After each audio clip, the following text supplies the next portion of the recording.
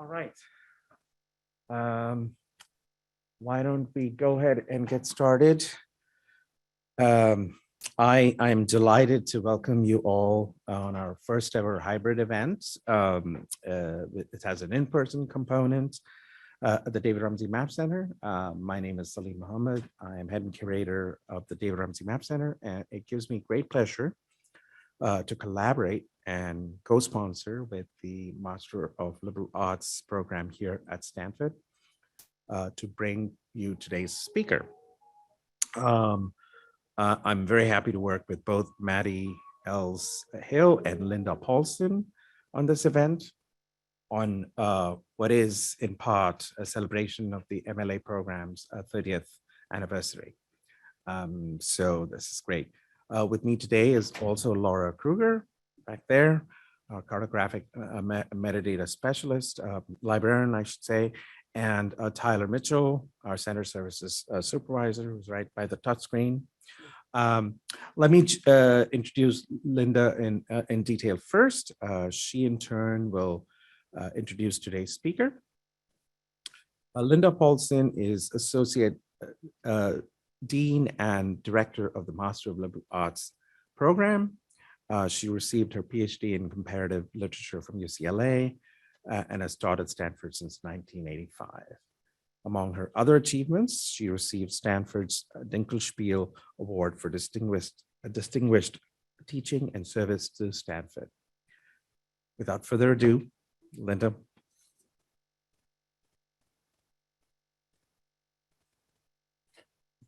Thank you, Salim. This is so exciting. I have actually not been here before, and I just think it's great. Anyway, good afternoon, everybody, MLA students and alumni and friends, and welcome to those who are zooming in as well from all over, I suppose, the map.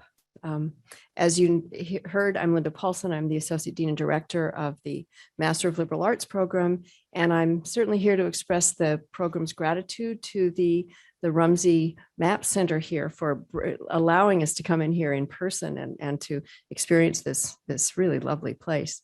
And I'm also here to introduce Grant Parker to you, a professor from classics and from the Center for African Studies, and also one who teaches in our program, in the MLA program. Now, Grant's scholarship centers on travel in classical and in historical times, which means, of course, that maps become very important to his study. He'll be talking to us about maps that do more than guide a traveler from one place to the next, though. He'll be talking to us about maps that tell very human stories about expectation and experience and fabulous vision and belief. Grant will be talking today about the story of enslavement in the Cape of South Africa, as seen through the maps of that space over, I believe, the last 200 years. Is that right? Now, I also have a hint for you that is getting a little off script here. Grant is more than a scholar and a classicist. He's also a musician. And if you live near Stanford, you could not give yourself a better Friday evening this Friday than to come to the Bing studio this Friday on the 29th. Grant Parker and Marie-Louise Katsalas, who's a lecturer in music, are going to be collaborating with Bay Area musicians and with some Stanford students in a performance that's entitled Do Not Fear the Past. The performance is an exploration of memory and reconciliation, especially remembering a Stanford alum and Fulbright scholar, Amy Beale, who was killed in Cape Town in 1993 on the eve of South Africa's first democratic election. If you'd like to attend the event, go to Stanford Live, and that would be live.stanford.edu. I just got my ticket today, and I'm very excited about it, and I hope that some of you will attend as well. But back to this afternoon, and you don't need to listen to me any longer. Here is Professor Grant Parker, who will be speaking to us about reimagining slavery at the Cape of Good Hope. Thank you very much indeed, Linda. Thank you, Salim. It's wonderful to be back in person in the David Rumsey Map Center. It's wonderful to be connecting with MLA students for this event. It's high time we were able to meet again in person. It's also wonderful to have many people joining us via Zoom through the MAP Center. So welcome one and all. I'm delighted to be here. The date, oh, perhaps I can take off my mask so you can actually hear me. The year is 1786, and we are in this corner of the Indian Ocean world, around the southwestern Cape of South Africa. Augustus van der Kaap is one of 6 enslaved persons who escape from their places of bondage. They swear an oath of loyalty to each other. They seek to escape to the land of the Xhosas, that is well past the eastern frontier of the Cape Colony. At this point, as I'll explain in a minute, the Cape is a colony of the Dutch East Indies Company and thereby of the Dutch government. From 1652, the Cape is a Dutch colony, and that ends around Napoleonic times when the Cape becomes a British colony.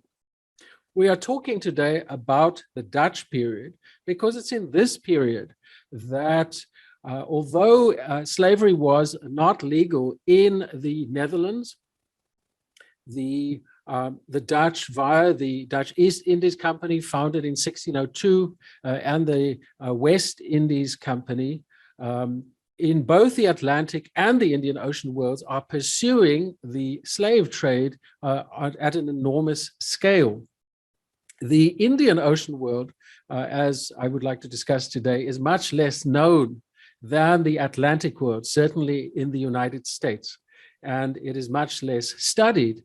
There's a great deal, as I hope to show, that can be done, and I would like to explore the role of maps in exactly that historical exploration. So that is the topic for today.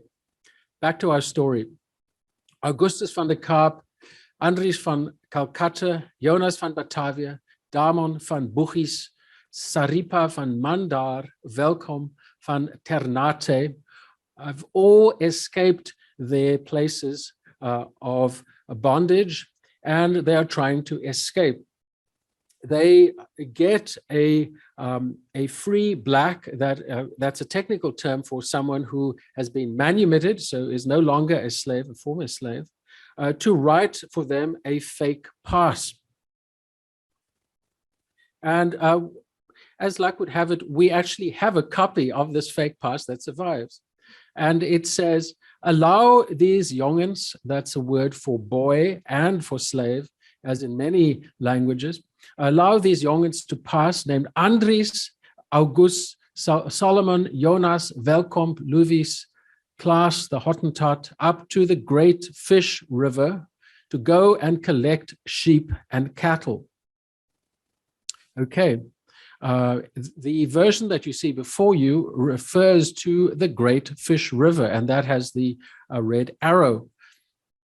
Now, there's another version of the same letter because they decided that they were going to need another copy of this letter. And in the meantime, their ambitions also changed. So the other version of the letter, which I am unable to illustrate, says, go to the Sundays River to David Koen. Okay, so the initial version is to allow these enslaved persons to go to the particular farm of David Koen. Now, the background story is that that people involved in the trade in livestock were allowed to get a butcher's letter, okay, and that's called a slachtersbriefie. And that's exactly what this letter is. So if you are in that part of the economy, then you get this letter that gives you personal freedom of travel that you don't otherwise have within the Cape Colony. They obtained this letter illegally from this person called Jonas they obtained this letter illegally, the second copy of the letter was obtained from a schoolboy. The schoolboy, whose name was Johannes Fabritius, had no idea what to write.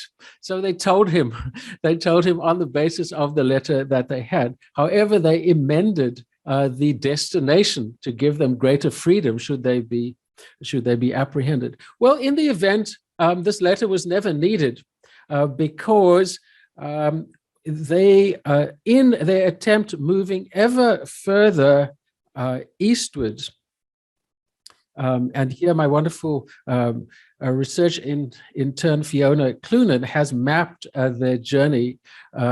In their journey ever eastwards, they were apprehended.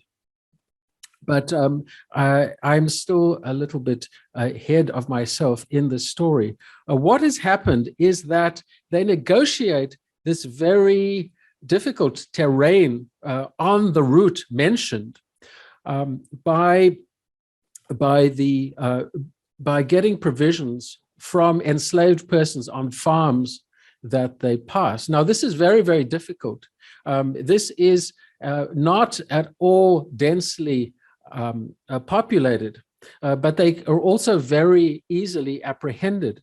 So it is only through the kindness of other enslaved persons that they're able to travel as far as they go. There are, apart from the enslaved people traveling and the people helping them, the majority of this population are the indigenous people, whom the Dutch called Hottentots. Nowadays, they're called the Khoi people. However, the Khoi people were not necessarily willing to help them. Some groups were, others were not. It was a big risk that was being taken at every occasion. And in the end, they were billeted for some time with a group of Khoi people, but the escapees tried to run away with livestock. They stole their livestock. And so they were turned in to the establishment forces, to the Landrost at Swellendam. Now, Swellendam is one of the oldest cities in South Africa, founded 1743, oldest towns. And so that was the place of the law. Meanwhile, in the vicinity of Swellendam, a very, very bloody incident takes place in which the slaves come to a farm at night and by prearrangement, they start a very savage attack on the people living there. The owners of the farm are not there at the time, but the enslaved population of that farm, several people are very, very brutally murdered, including very young children. I apologize, this is a very gory story. I should have provided a trigger alert at the beginning because, believe me, this story needs one. So this is a story that starts in the oppressive conditions of slavery around the Cape settlement in the broader Cape Town area. It moves ever eastward and it comes to a head around the settlement of Swellendam. Along the way, we know a great deal from the court records about how what went on. We know, for example, that these 6 escapees took not only the letters, which they hoped would give them the freedom to travel, but they also took along magical charms. They took a small lead disc that was inscribed with letters in Bugis, one of the languages of the Indonesian archipelago. They also took a letter, and this is a letter that is written in the Arabic language. Can you believe this? The Arabic language is expressed in this letter, but it's written in the script in a script of the Indonesian archipelago. So this is an extraordinary story of many cultures coming together. We will see in a moment why that is so, namely that the system of enslavement involved the entire Indian Ocean world, especially the Southeast Asia, but also South Asia and East Africa. So this is the story so far. They obtained this letter from someone who is rather quaintly cited in the Dutch court records as a Mohammedan priest called Norman. And this letter lists a number of Muslim prophets, and the name is supposed to ward off the dangers, the extraordinary dangers faced by these escapees. We know about the story from the legal records, of which to which I will refer in a minute. And here I really must warn you about the violence involved. Before we get to the end of the story, this is the place, this is the farm from modern, for more recent maps, survey maps of the farm where they assembled. We can identify the names of the farms from maps that are held in South African archives. And this is some wonderful sleuthing work that a colleague has helped me with, as well as Fiona. And this is the farm of Moddergat. And this is a typed version of an 1814 record, as you can see here. It was obviously retyped in 1959, but you can the original design comes from 1814, so not long after this event itself. And this is the 2005 version of the same estate.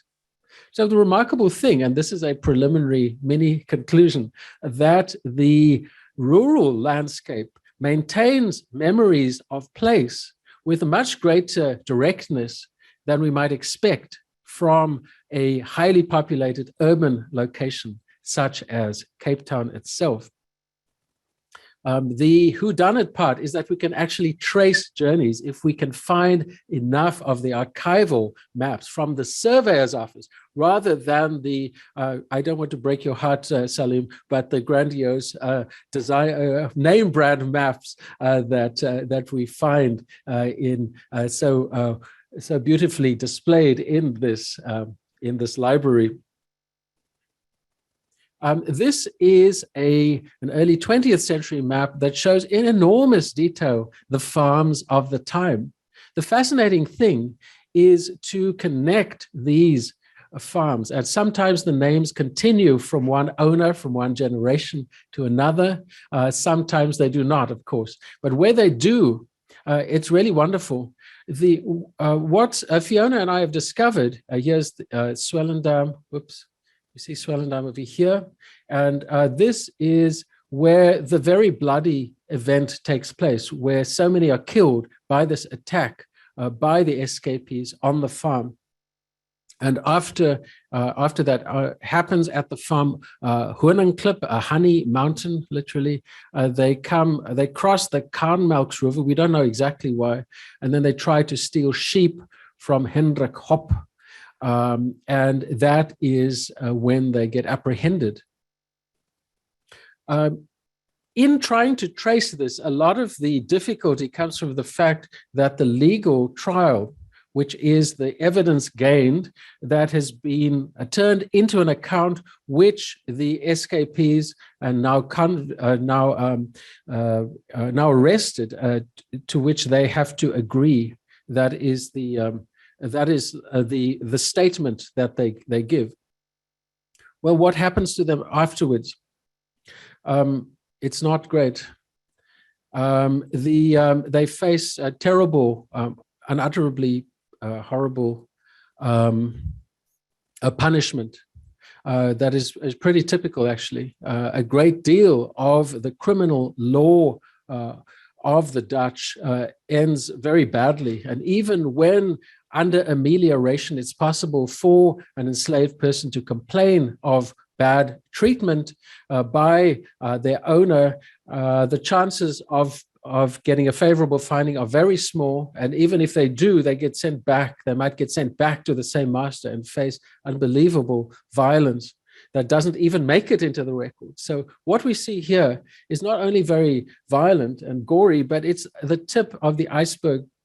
It's a reminder of everything that we do not see. It is also a reminder that this is spectacular violence, and this is also has the aim of discouraging others from doing the same thing. It's very clear from these records that the main crimes of the enslaved people were escape, were physical violence, were arson, sometimes murder, stock theft. These are the things that come up all the time. If each of these can be, and typically is, punished with very severely with violence of this unbelievable kind, and sometimes with imprisonment, banishment to Robben Island for which became famous in the 20th century as the prison of Nelson Mandela. We'll get to Robben Island momentarily. Compare the beautiful surrounds. In fact, it's a very beautiful part of the country called Swellendam. This is the area of Swellendam. Robert Jacob Gordon drew a great deal of this landscape in their journeys, very much around the same time as it happens. And despite his name, Robert Jacob Gordon is a Dutchman of Scots descent, and he is a traveler on behalf of the Dutch East Indies Company. He did a great deal of drawing and writing, which is, and all of these accounts are very key sources of understanding of early South African history. Compare the calm and the beauty of that to the violence that we've just noticed. The very building where some of this is happening is still extant, actually. Well, it had to be rebuilt a few times after burning down. The Droste is the official building of and complex of the Landdrost, which is the magistrate, the regional magistrate. And this was the Swellendam was for 40 years or so before this event had been a center with its own Landdrost. And you can see in the barn of this an attempt to tell a different story. This complex doesn't seem to have had its own slave lodge, but the enslaved people would live in the barn, and this is some recreation of that, their living conditions in the barn. We do not have a great deal of visual evidence of Cape slavery extant today, but here, in fact, we have a drawing from Sri Lanka from the 17th century. And this is relevant because some of the same people are being brought in chains to the Cape as slaves. Sri Lanka and Bengal and the east coast of India provided the Cape with about 15,000 or so of its 63,000 slaves that did cross the Indian Ocean. So that's a scene to which we'll return, and just a reminder of what we don't know, of what we do not have direct evidence for, but the kinds of conditions between enslaving and enslaved persons in this beautiful, physically beautiful but violent world of 18th century Cape. So I've told you a story about escape. It ended badly. I would like to spend the next section of my talk on the contexts for this. And then finally, I would like to, as my conclusion, I'd like to ask what's at stake with all of this. So you've heard the first part, a little bit about the context. Ever since the Dutch arrived in 1652, they were rather reluctantly creating a colony. They really didn't want to, but they mostly wanted to prevent their competitors, the French and the British, from doing so. So they made a strategic colony. Eventually, a few years, they reluctantly again decided to make it a permanent colony. And there was a lot of mapping activity that went on at the time. This area here was the vegetable garden that they established. That is today still known as the gardens. And so the footprint of Dutch colonialism is very visible in that sense, if you see it in that historical sense. And in a sense, and really it's the last bit that's my real point in that. I've gone so many times to the gardens in Cape Town, but never did anyone explain to me its relation to enslaved histories. So this is a part of, this is the early colony. You can also see it's very, very small scale, just a few buildings initially around this market garden. So basically during the Dutch period up till 1806, slaves are traded throughout the Indian Ocean world. So wherever the Dutch have a colonial setting, they bring slaves to the Cape because they have a labor problem there. There are a lot of indigenous people, but the Dutch cannot get on working terms with them. And for that reason, they bring in the people from all over their colonies. And that is the distribution we find there. The reason, what I'd like you to notice in this is that not even indicated on this map is Mauritius. Many of the boats, we know that some of these boats came to Mauritius. Historians know that, but the implications of that connection are still far from being worked out. So that's why I'm delighted that I have the great good fortune, of having a colleague, Krish Sita and Stefania Manfio, who excavate in Mauritius from this very period. So you can see why it's a wonderful opportunity to be able to connect what they're doing, what they're finding, with the context of Cape slavery, which is in a way well studied, but in a fairly narrow framework of the Cape. So there's much more to be done in connecting this world. I'm hoping we can make a little bit of progress there. The case that from which I summarized a narrative is one of 87 that have been edited out of a rather crabby writing by two of my colleagues. We've now become an informal research team, Nigel Worden, Gerald Groenewald, together with some other scholars. We are trying to curate these narratives of enslavement at the Cape, narratives that don't otherwise exist. Enslavement ended in the 1830s, so much earlier than the US. There are no autobiographies of the kind that the US has. There's no photography in the way that the US has. And further, there is no incentive for descendants of Cape slavery to identify themselves as such. That's a subtle but very, very important a suppressant on the commemoration of enslavement. And it's against that background that my colleagues and I are trying to use stories like the ones I described to you to create a new basis for the historical understanding of Cape slavery. There are a great deal of maps in this. And you have to be looking for it to find elements of enslavement here. Nieuwhof is a very famous cartographer. He died fairly young. You can see that at the bottom on the left-hand side, the indigenous people are presented in fairly prominently along with the wildlife. But in the left corner is a young person who seems to be some kind of child slave.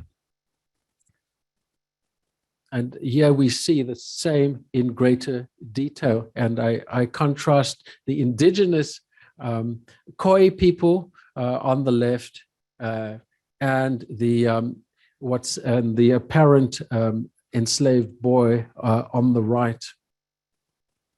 Again, here we have Peter van der Aar has this wonderful map. And if you look at the bottom, again, we have the same division between the indigenous people. And here's the detail on the left of this particular estate. And this estate is called Vergelegen. It means distantly located. This is one of the farms created by the governor of the Cape, Willem Adriaan van der Stel.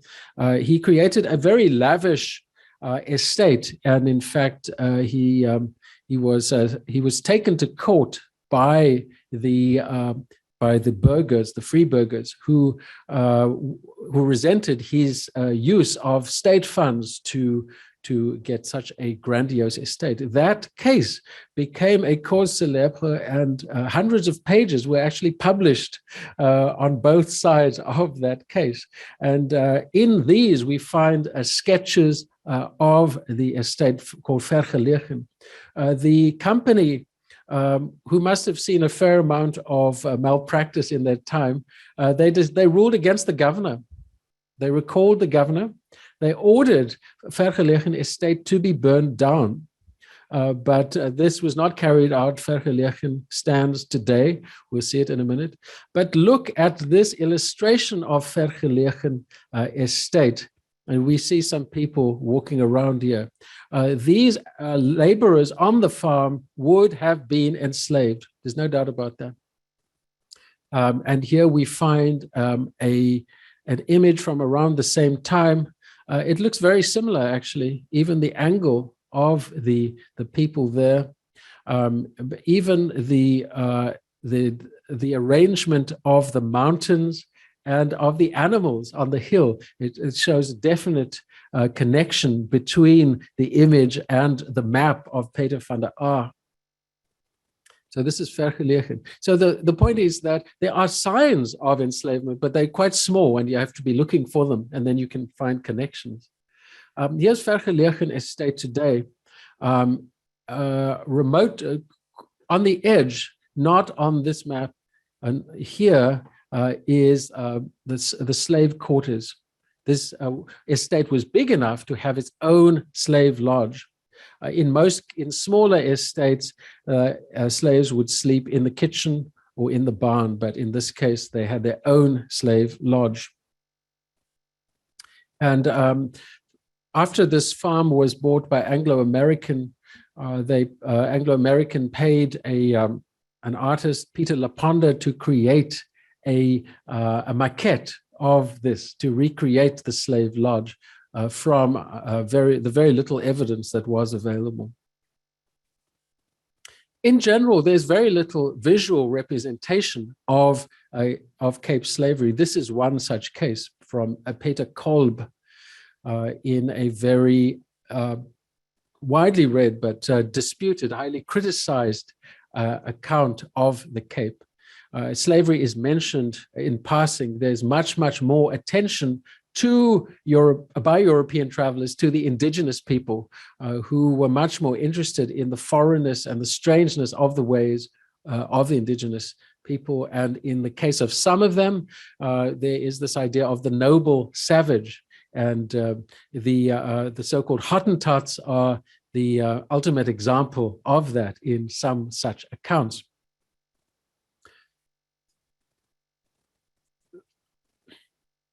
Slavery ends in 1834 under the British, who now rule the Cape. Apprenticeship remains in place until 1838, but even then, formerly enslaved people are subject to other kinds of restrictions. So the Masters and Servants Act from 1840 restricts many people to their former places of enslavement. So despite this image, there is a great deal of, there's a very long shadow of slavery. And in fact, many of the social evils that are linked with that level of violent oppression have continued to the present day. So the question of the aftermaths of slavery is a very rich, a very painful one. The question that I think can be explored is the spatial expression of that, because it's not, maps can help us some way in that direction. It's not true that the slavery is absent from maps. Take, for example, this one. Elizabeth Fisher was a cartographer in the Netherlands. She was the first the wife and later the widow of a substantial dynasty of map makers. And if you just look at the inset in the bottom right, here's the inset. And here's Robben Island. That's the island where Mandela was imprisoned. You might just be able to see Robben Island, daar de slaven in de ketting lopen, where the slaves walk in chains. This is a remarkable detail to add to a map that is as big as the one we just saw on the previous slides. And this map is an occasion to signal a very, very important collaboration that Stanford University has had with the University of Cape Town via the William and Jacobson Digital Africana program. Basically, historical maps of the Cape were digitized with Stanford's help on a sharing basis. And this is part of the philosophy of open access that has been very much part of Stanford's map collection, and which makes the Stanford Library such a pleasure to work with. So this is one of these maps from Cape Town. Very close to a year ago, a major fire took place in the building housing these maps. These maps survived, but it was a very, very close shave. I mean, it's as if a building destroyed, yeah, I wouldn't even say so, one floor, but left another floor intact.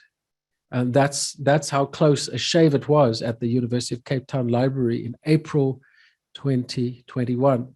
So you can see why the digital cooperation here in a situation of archival precarity, in a time when sustainability is not just an environmental issue, but also an archival matter of knowledge management, is a precious thing.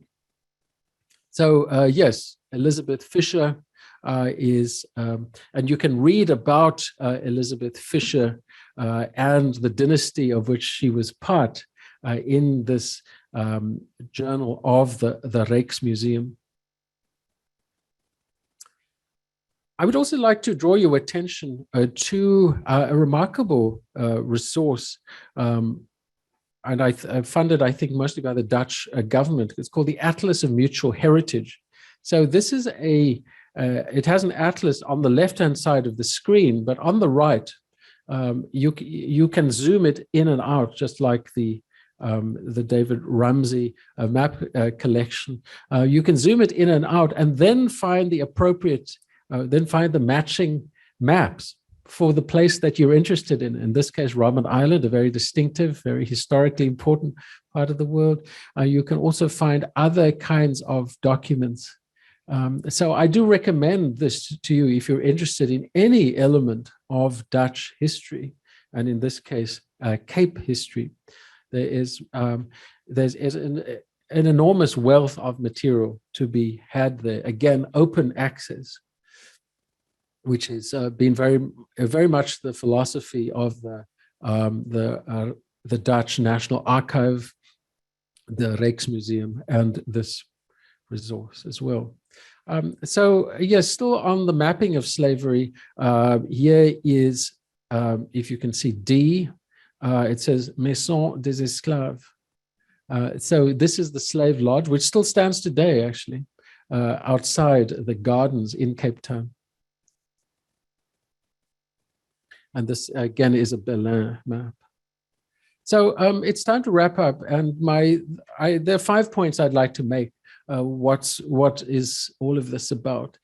it's a very obvious point to say that in any colonial cross-cultural encounter, there are going to be different perspectives. There are going to be different worldviews involved. That seems almost a banal thing to say if the scenario is as violent as we've seen. The practical question is what we can do to rectify this, or how far can we go to address this discrepancy? Well, quite an interesting book came out last year by June Bam, who used to teach for the Cape Town Bing Overseas Studies program, I think, called OC Told Me Why Cape Historiography Matters. It's her historiography, because the point is that in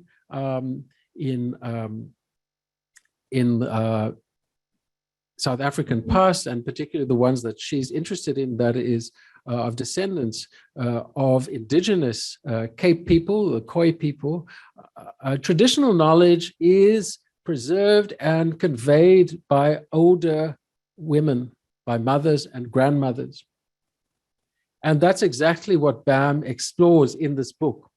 And she talks about the knowledge of herbs and of medicinal cures in this particular area, this wetland, this unbelievable wetland that you find close to Muizenberg. So in this area, it's not marked on this map, but it's around here.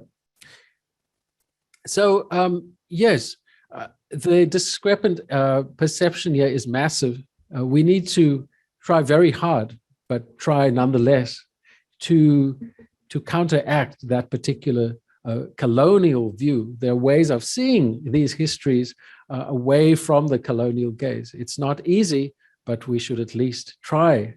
And this is one suggestion.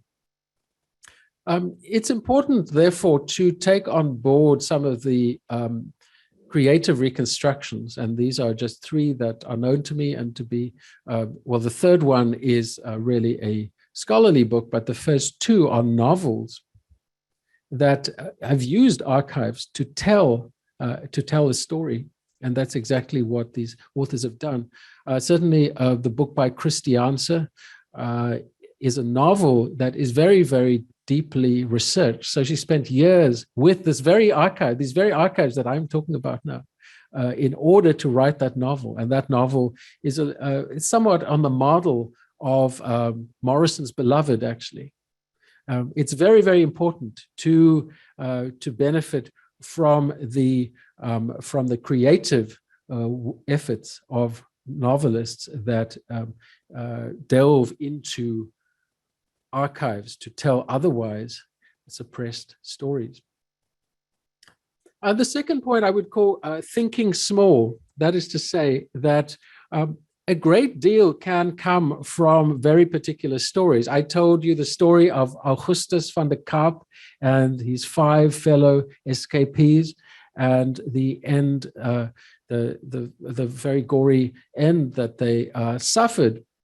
I would like to suggest, and you know, Natalie Zeman Davis is one of many scholars who pioneered this. French scholars did that also in the mid 20th century, really. What's sometimes called microhistory. So telling a big story on extrapolating from a very small story, and that means you have to add a great deal of context so that that little moment can tell you about the world in which it takes place. That is what can be done here to tell these untold stories. So that is thinking small, and sometimes in a way that a novelist like Christianse or a poet like Habiba Badaroun notice. It's about a gesture. It's about even a line in the legal trial talking about somebody trying to look more beautiful because they're expecting a visit that night from their lover. That's not something you expect to find in a legal trial, but that's exactly the kind of detail that energizes and that humanizes and otherwise inhuman, a history that otherwise lacks a human perception, perspective. The third point is quite in contrary, actually, namely thinking big. It is the heritage management, the histories. I still have some way in integrating the bigger picture of the of Indian Ocean slavery and the Indian Ocean labor diaspora, because, you know, later on there are indentured people that come from India, including Gandhi, actually, in the 1880s. So there's a much bigger picture here of systems. In Gandhi's time, it's no longer under the Dutch, but under British overlordship. And here, the case of Francois Valentin, the creator of this map. Oops, sorry, somehow that slide got lost. Francois Valentin is a traveler who spent a lot of time in Southeast Asia, and his travel account is used a great deal. But on the way, he spent several months in the Cape, and he wrote extensively about that. So Valentin's work is something that I'm hoping to map, so to reconstruct Valentin's route and then to curate that, just as an example of what can be done from existing sources by going multimedia. And the fourth point is to think about maps as bodies in space. I mentioned already, we don't have a lot of evidence of individual, a lot of visual evidence, but we do, if we look at the broader system, here are these extraordinary sketches from Sri Lanka, one of the sources of labor at the Cape, and involving some of the same people. Some of the same company officials were serving now in the Cape and now in Sri Lanka. So you can see it's really part of the same system, and there's nothing to stop us from using images from Sri Lanka to understand the gestures, the dynamics, and so we know a great deal about particular travelers, and this is Levion. Another colleague of mine in the broader early Cape studies has spent many years studying this particular traveler, who's really and he was commissioned by King Louis XVI to create a map, and he created this extraordinary map that Louis never got to see. He also collected many thousands of ornithological specimens, and these can be found in museums in France today. We might know much more about colonial travelers, yet their perception of indigenous people is something that should be offset against other kinds of evidence, as hard as it is to do that. And in among all that mix are the enslaved people. Oh, here is Valentin, who wrote so extensively. Levion and Valentin are two of the major writers in French and in Dutch of the Cape, but neither of them was by any means restricted to the Cape. They also, Levion was born in Suriname, actually, and Valentin spent most of his time in Southeast Asia. So, and the last point is that what I would like to call underdetermined spatiality. That is, that there are places that we know historically to have been associated with enslavement at the Cape, yet somehow those places are very poorly remembered as such. The ultimate example, I think, just outside the slave lodge in Cape Town is the place where this tree exists. This first tree stood until 1916, when it was chopped down for the building of a road. It is now commemorated with this very ugly memorial, which is at, shall we say, at foot height. So it's in the median of a road, and you walk over it as you cross the road. So so this is a case of failed commemoration. Actually, this is far from remembering the stories involved. The slave lodge, yes, at Vergelegen exists in this maquette because Anglo-American had the money to commission one. But people go to Vergelegen to enjoy the wines and the very fine dining and the very, very beautiful garden that you have there. The story of enslavement is an interruption. It's an inconvenient historical truth. And here is another example. So outside, this is very close to the place where the slave lodge, this is just behind the slave lodge actually, and right next to the slave tree memorial. This attempt with a little bit, I don't know, kind of mini Maya Lin perhaps, to list the names of people who are known from the records. This design was accepted on a competition. Once it was actually realized, it was not a popular success actually, and many people protested at its abstract qualities, which they were abstract but not as overwhelming as the Vietnam Memorial, of course. On the other hand, on the far extreme, figurative representation, if there was a representation of an enslaved body, that is a recipe for disaster as well. Yes, I think I will leave it at that as my fifth and concluding point, that there is a great deal of history, including public knowledge about enslavement, yet it is far from fully integrated. That historical knowledge hardly makes it into school syllabi in South Africa, and a lot more can be done.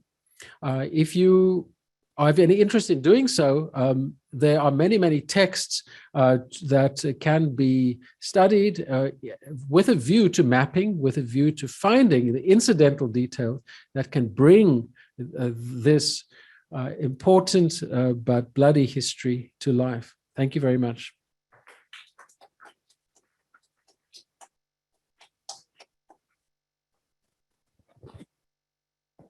Thank you very much, Grant. We appreciate your talk. That was fascinating. What we'd like to do next is open the floor for our patrons that are here to ask questions directly to Grant. And then if you're watching us online via Zoom, you can enter your questions to the Q&A and we'll try and feed your questions to there. So yeah, does anyone have anything for Grant?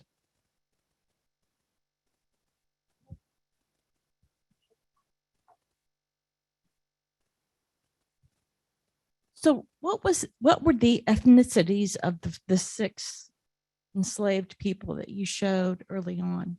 If you know, because they, at the end of the last name, de Calcutta or de Colombo, are they Sri Lankan or Indian or? Yes. There's a Hottentot there as well. I see. Okay, fine. Okay. Yes. Well, the names were indicated in principle the origin of that person, but that was not always a very accurate indication. Yes, it could mean that the parent of that person or the mother was, because often, if this was a system of natal alienation, so often children were taken away from their parents. So, yes, the locations involved are Van de Kaap, that means that they were born in Cape Town. Van Calcutta, from Bengal. Van Batavia, from what's now Indonesia. Van Bugis, that's also part of the Indonesian archipelago. Van Mandar, I don't know where that is, frankly.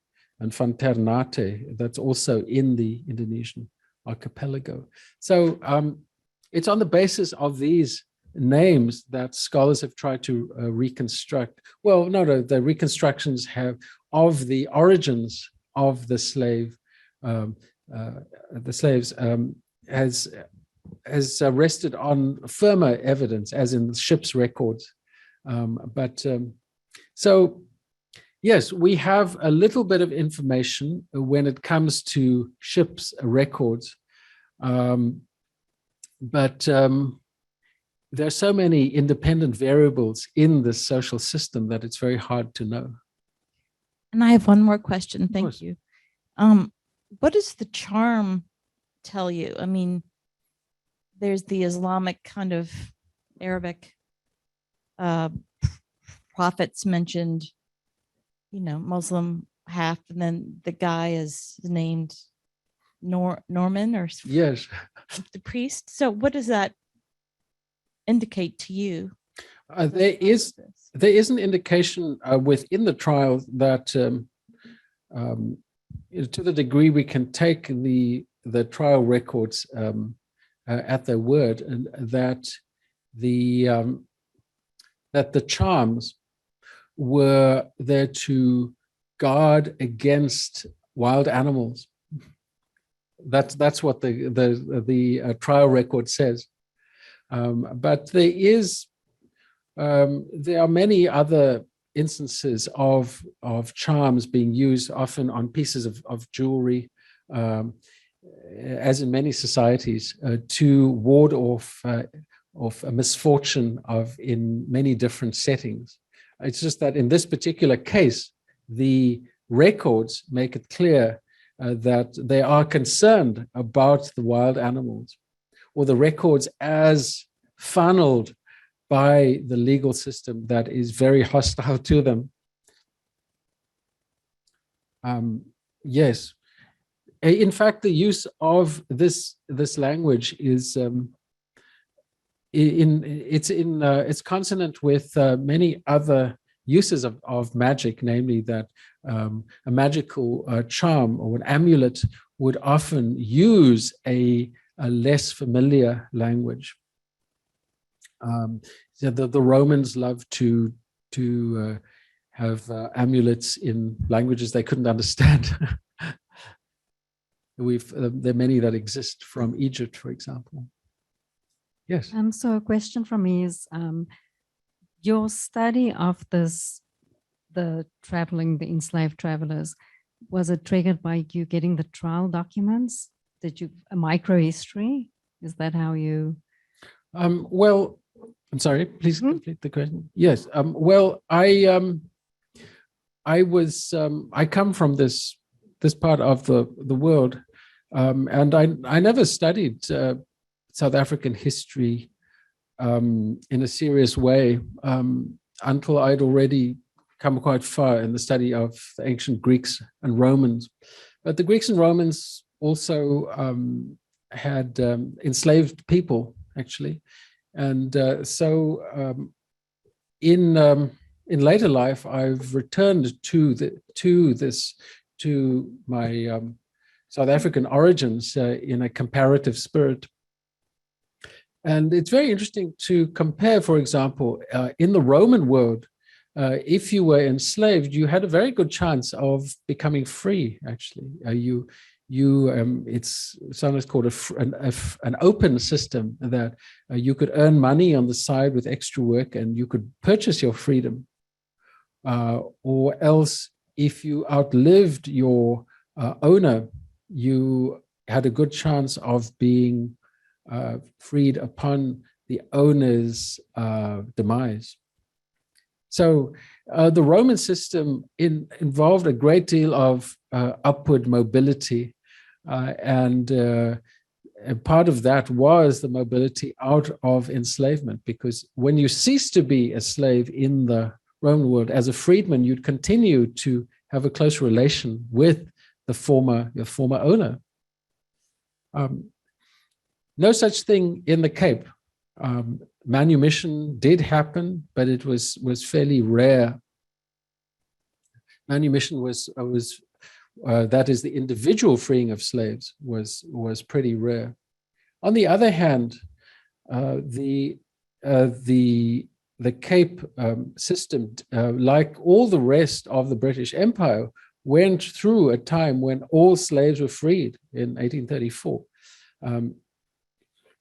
The trick is that this ends up being a fairly notional freedom in many of the practical aspects. Slavery didn't end then.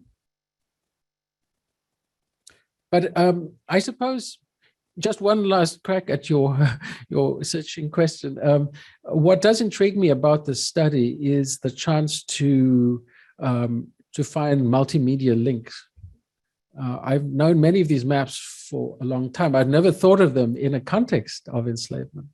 I thought about enslavement for a while. I'd never thought about finding it in the maps. So, and I'd known notionally that all these archives exist. It didn't occur to me that there are some that are waiting to be used because someone has gone and transcribed them from this very, very horrible handwriting and translated them. And so it's really a chance coming together. If the word opportunism didn't have negative connotations, I would happily use it. So our next question comes from Andy Gross, who wrote it on the Zoom channel, Zoom chat, and said, I believe you said there is no value in learning of one's personal slave history in modern South Africa. Why is that? I don't believe I said that because I don't believe that. Yes, I think what I said, and perhaps this was subject to misunderstanding, that I was saying descriptively rather than prescriptively, it has not been advantageous for South Africans to claim enslaved history, okay? And I think that's true. When South Africa established its first democratic government, one of the houses, the lower house, was going to be one of the houses is a council of traditional leaders. That means that traditional leaders, chiefs in the old colonial language, would have a certain amount of power, but that would be somehow circumscribed or have a special role, perhaps a little bit like the Senate or in several countries, including this one. That was very broadly the idea. The idea was to give power to traditional leaders. And in fact, in some parts of Africa, traditional leaders do have very considerable power and budgets. And that's especially true of KwaZulu-Natal, which received something of a special dispensation in South Africa. That is to say, the new Constitution of South Africa acknowledged traditional rule in a way that the old, far more than the old did. I mention that because the new dispensation did not acknowledge the traditional power of the Khoi and San leaders. Even though the San have been in South Africa longer than anyone else by many, many thousands of years, neither they nor the Khoi people were acknowledged in terms of traditional rights. Nonetheless, there remains to this day a movement, a kind of Khoi-San revivalist movement, meaning that people claim to be claim descent from traditional Khoi and San groups, sometimes called Khoi, sometimes San, sometimes Khoi San, and seek legal status on that basis. There is at least an opportunity to do so in post-apartheid South Africa. There's no council of the former enslaved. That won't be any source of advancement. Okay, there is no acknowledgement given in the South African Constitution to enslaved past. In fact, quite the contrary. Okay, in the sense that the ANC government have sometimes been unwilling to acknowledge the enslaved past of the Cape, claiming that that they are ethnically divisive. That is to say that the history that I've described is very much a history of the Western and a little bit of the Eastern Cape.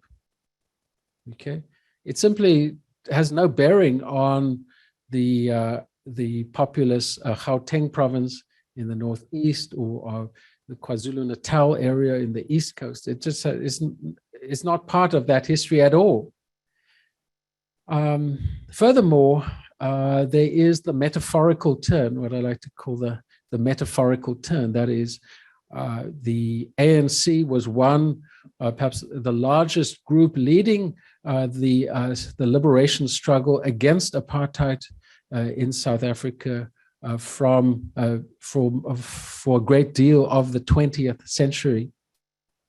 In that sense, so this is not formal slavery, but a kind of metaphorical slavery, which is, and the metaphor of slavery is a very powerful thing. If you think of its prominence in the Greek Bible, in the Hebrew Bible, and especially the Christian Bible.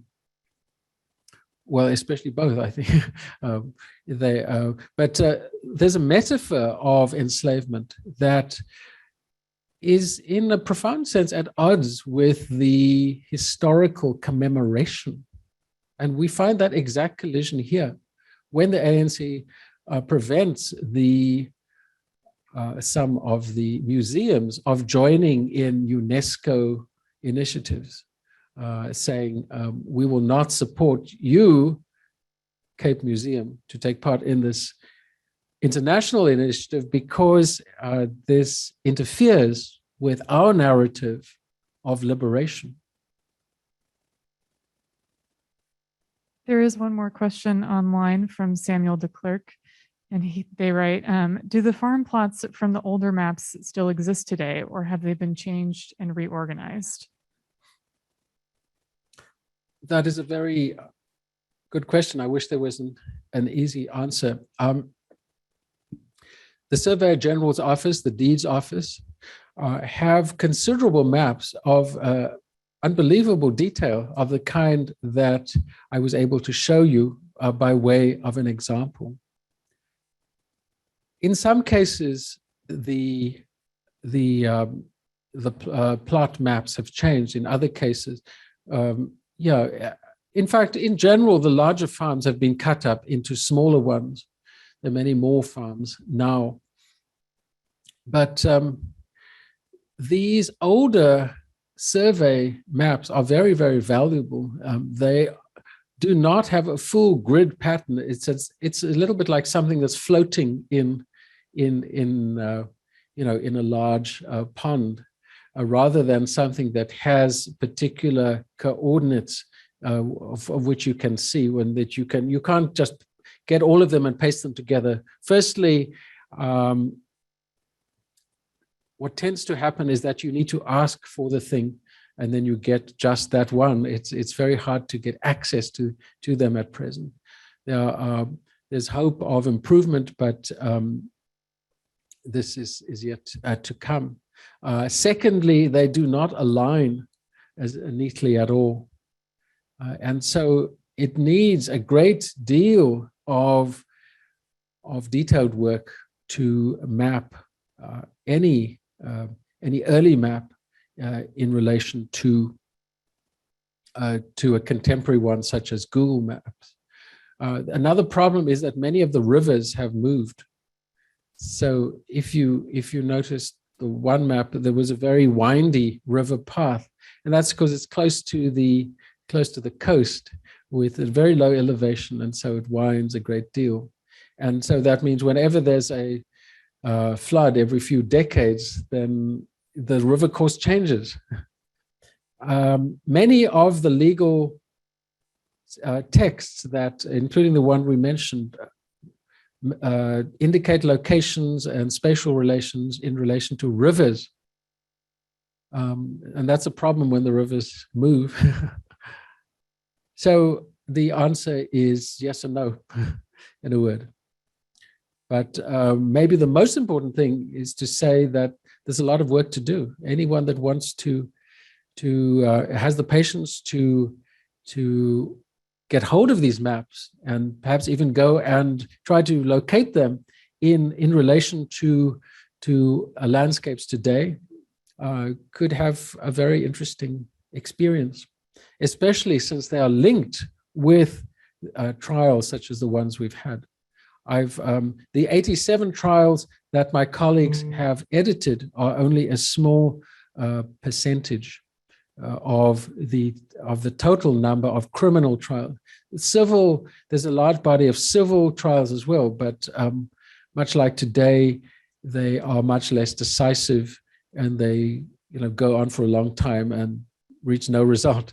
But the criminal trials have the kind of very remarkable, very vivid stories of the kind that I tried to convey at the beginning of my talk.